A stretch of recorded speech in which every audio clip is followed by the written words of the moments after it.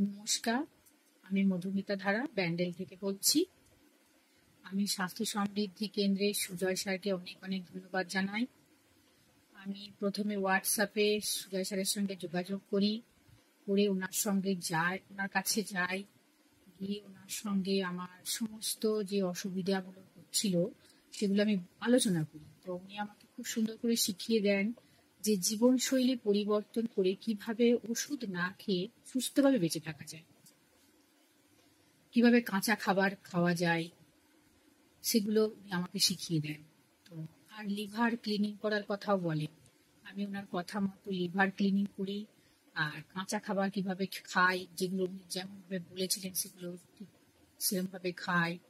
খেয়ে আমি এখন খুব ভালো আছি, আমার শরীর এখন খুব ভালো আছে, আমার এনার্জি লেভেল আগের থেকে অনেক বেড়ে গেছে। আমার কোষ্ঠকাঠিন্যের সমস্যা ছিল, সেটা থেকে আমি একদম মুক্ত হয়ে গেছি। তাই সুজয় স্যারকে আমি অনেক অনেক ধন্যবাদ জানাই।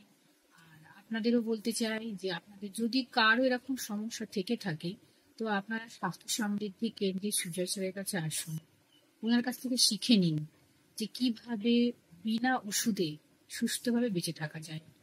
এটুকুই বলতে চাই। আর সুজয় স্যারকে অনেক অনেক ধন্যবাদ।